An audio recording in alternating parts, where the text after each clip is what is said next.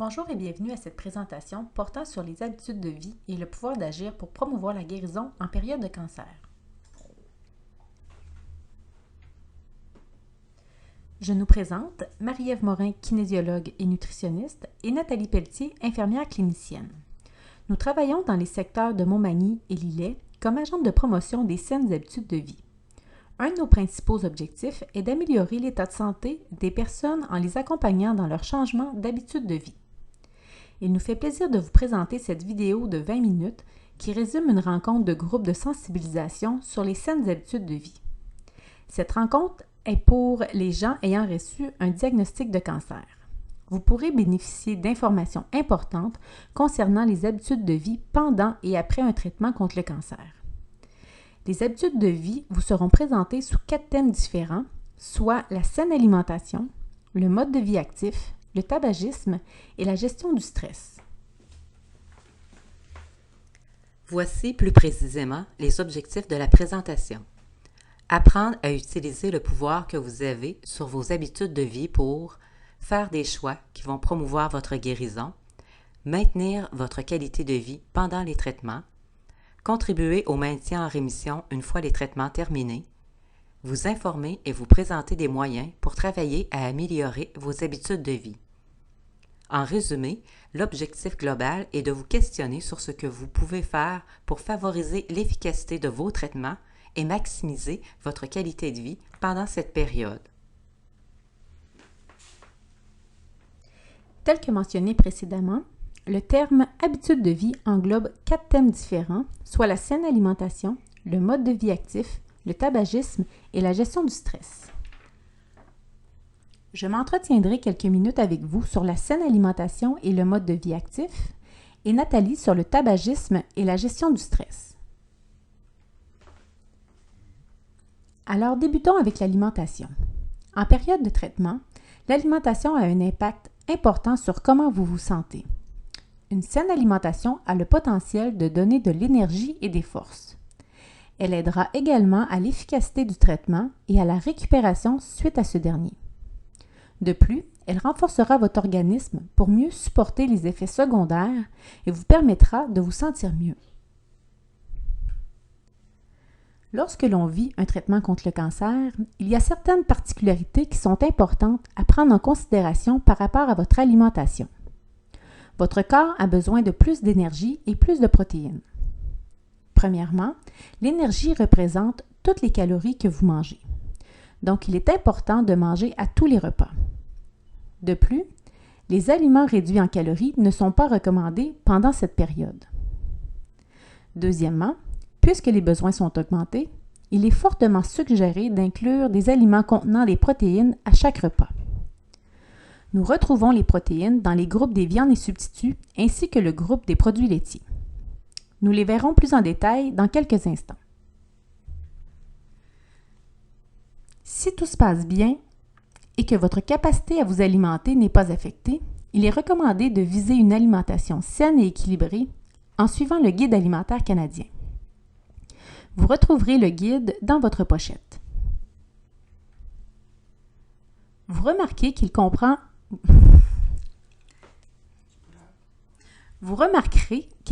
4 groupes d'aliments distincts. Le premier groupe, la section verte, est le groupe des fruits et légumes. C'est dans ce groupe que nous devons manger le plus grand nombre de portions. Le deuxième groupe, la section jaune, est le groupe des produits céréaliers qui comprend par exemple le pain, les pâtes alimentaires et les céréales. Le troisième groupe, la section bleue, est celui du lait et des substituts comme le yogourt, le fromage et les boissons de soya. Finalement, le quatrième groupe, la section rouge, est celui des viandes et substituts. Ce groupe comprend les viandes, les poissons, la volaille et les substituts de viande tels les légumineuses, le tofu, les œufs et les noix. Ce sont dans ces 2 derniers groupes, les sections bleues et rouges, qui contiennent le plus de protéines.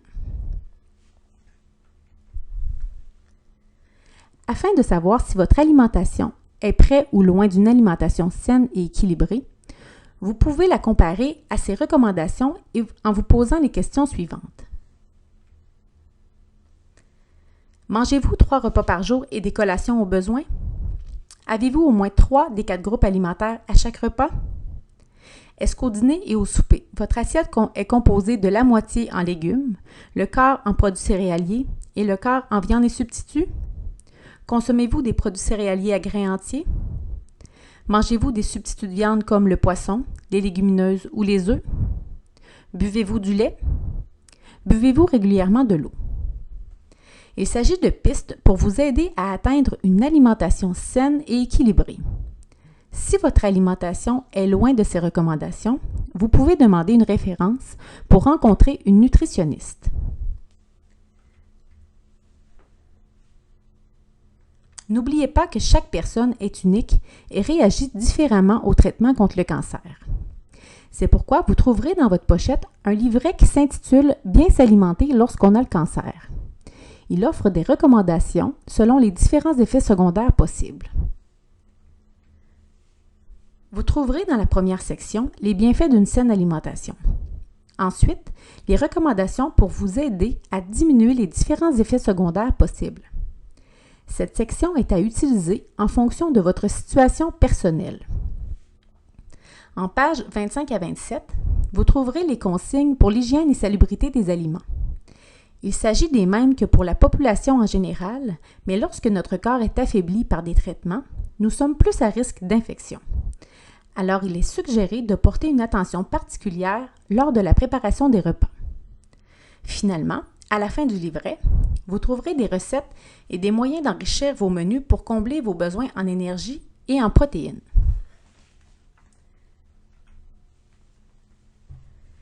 Si vous éprouvez de la difficulté avec votre alimentation, n'attendez pas de passer une journée sans manger avant de demander de l'aide. Si les conseils du livret ne conviennent pas, vous pouvez demander à un membre du département d'oncologie une référence à la nutritionniste. Elle viendra vous rencontrer pour un suivi plus personnalisé.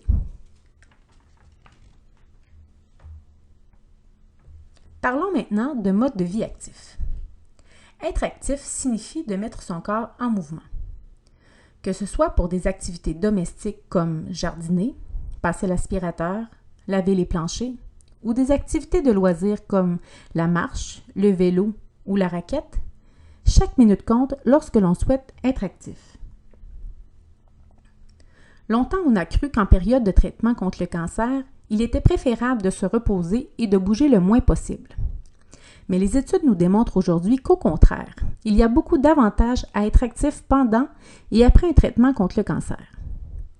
En effet, un mode de vie actif favorise l'efficacité des traitements et améliore la qualité de vie en diminuant le niveau de fatigue, en favorisant un bon sommeil, en aidant à diminuer le niveau du stress, en stimulant votre système immunitaire, en stimulant l'appétit et en diminuant l'intensité des effets secondaires. Pour savoir si vous bougez suffisamment, vous pouvez vous poser la question suivante. Bougez-vous 150 minutes par semaine? Tout comme pour la population en général, il est recommandé de pratiquer 150 minutes d'activité physique de toutes sortes. Cette quantité peut être répartie en séances de 10 minutes ou plus tout au long de la semaine. Que ce soit pour vos déplacements, pour le plaisir, seul ou en groupe, chaque minute est bénéfique et s'accumule. En période de traitement et après, il est suggéré de favoriser les activités qui font travailler votre cœur et qui vous procurent un léger essoufflement comme la marche, le vélo ou la natation. Alors demandez-vous combien de minutes vous accumulez par semaine. Dirigez-vous progressivement vers 150 minutes par semaine tout en respectant votre corps et vos limites.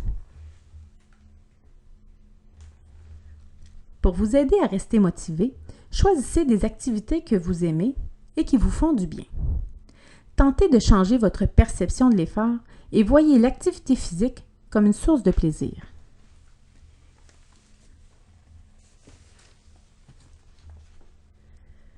Je laisse maintenant la parole à Nathalie. Elle vous parlera de tabagisme et de gestion du stress.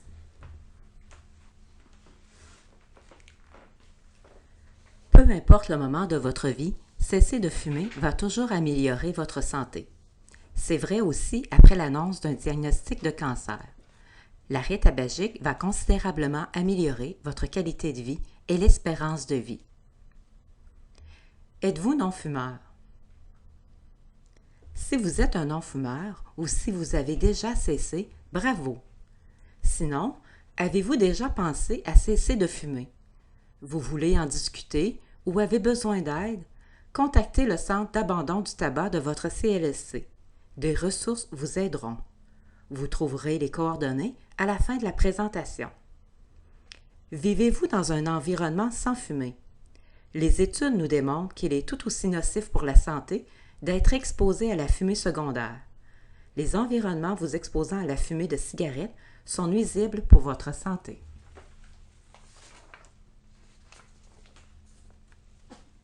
La dernière des 4 saines habitudes de vie que nous voulons aborder est la gestion du stress.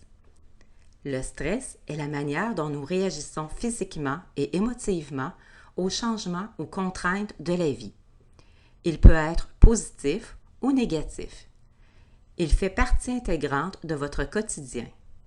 Le stress génère une tension ou une énergie plus ou moins grande qui peut s'accumuler dans le corps. L'annonce d'un cancer peut amener un stress immense, créant ainsi un déséquilibre interne. Comparons ce qui se produit avec l'image d'un barrage qui retient de l'eau. Le barrage est votre capacité à gérer le stress et les émotions. Cette capacité varie en fonction de votre personnalité, votre âge, ce que vous avez appris, bref, plusieurs facteurs. L'eau représente les événements de la journée ou de la vie en général. Un événement tel qu'un cancer apporte un surplus d'eau au barrage. Un niveau d'eau élevé est à risque de débordement. Tout comme un niveau de stress élevé peut briser notre équilibre, nous faisant vivre différents symptômes. Ressentez-vous des manifestations de stress? Peut-être en connaissez-vous déjà. Cela peut être des manifestations physiques telles que des troubles du sommeil, des tensions musculaires, de la fatigue, de la difficulté à digérer. Des manifestations émotionnelles comme être à fleur de peau, des excès de tristesse, des excès de colère, ou bien des manifestations psychologiques comme des sauts d'humeur, de l'irritabilité, la sensation de perte de contrôle. Si vous éprouvez plusieurs de ces manifestations, n'hésitez pas à demander une rencontre avec la travailleuse sociale du département d'oncologie. Elle vous aidera à faire le point. Dans le barrage, il y a des portes d'évacuation qui empêchent l'eau de déborder. Elles peuvent être ouvertes régulièrement pour éviter qu'il y ait une accumulation qui crée trop de pression. Au quotidien, ouvrir les portes d'évacuation peut se traduire de différentes façons. Qu'est-ce que vous faites pour diminuer la pression? Vous changez les idées, vous calmez, vous faire plaisir, retrouver votre équilibre. Cela peut être, par exemple, aller prendre l'air à l'extérieur, prendre du temps en famille ou entre amis, lire, écouter de la musique. Les options sont nombreuses et uniques à chaque personne. Il suffit de s'arrêter pour les reconnaître. Voici un tableau qui nous explique que, lorsqu'un événement survient, le cerveau le perçoit d'une certaine façon. Le système nerveux autonome entre en action selon notre perception de la situation. Cela provoque une réaction physique, soit vers un état de stress ou d'adaptation. Si un événement est perçu comme un danger, qu'il soit réel ou imaginaire, votre corps va réagir et se mettre en état de stress. À ce moment, le corps cherche instinctivement à fuir ou à se battre. Ne pouvant faire ni l'un ni l'autre dans le cas d'une perception de danger, la situation peut paraître hors de contrôle. Les symptômes de stress seront ressentis. Comment s'adapter à cette situation? Si vous regardez du côté de l'état de stress, vous voyez que le rythme cardiaque, le rythme respiratoire et la tension artérielle augmentent. Le seul paramètre sur lequel vous avez le pouvoir d'agir est sur votre respiration. En ralentissant volontairement votre respiration, vous allez faire basculer votre système nerveux du côté de l'adaptation. Votre rythme cardiaque votre pression artérielle vont diminuer ainsi que les symptômes de stress. Vous reprendrez contrôle sur votre équilibre intérieur en étant plus disposé à accueillir l'émotion et le moment présent. La cohérence cardiaque est issue de plusieurs recherches médicales. Elle repose sur l'idée que le cœur entretient une relation privilégiée avec notre cerveau et contrôle notre équilibre. Il s'agit d'un moyen simple pour vous aider à gérer votre stress. Si vous connaissez d'autres moyens qui sont efficaces pour votre équilibre, conservez-les. Comment pratique-t-on la cohérence cardiaque? Elle peut être faite en position assise, le dos bien appuyé, les deux pieds en contact avec le sol, les mains déposées sur vos cuisses. Pour commencer, expirez lentement et profondément par la bouche. Cette étape est importante. Puis, l'inspiration se produit naturellement par le nez. Faisons quelques cycles de respiration.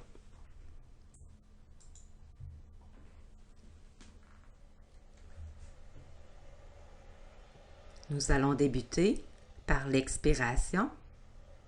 Alors, expirez. Inspirez. Expirez. Inspirez.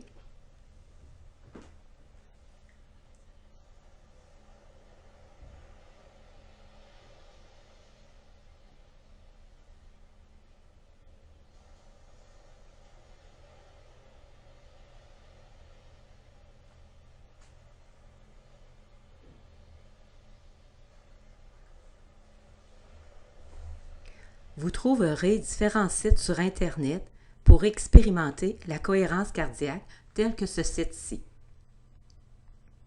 La technique 3-6-5 est simple. Il suffit de respirer lentement en se concentrant sur l'expiration de façon à atteindre 6 respirations à la minute pendant une durée de 5 minutes. Il est recommandé de la faire 3 fois par jour. Pour être pleinement efficace, elle doit être pratiquée régulièrement. Quand pratique-t-on la cohérence cardiaque? À tous les jours, avant un traitement ou une intervention, avant ou après un rendez-vous, à chaque fois que le besoin se manifeste. En résumé, mettre en action ces recommandations vous permettra de donner à votre corps ce dont il a besoin pour promouvoir votre guérison. Gardez toujours en tête que changer, ce n'est pas facile.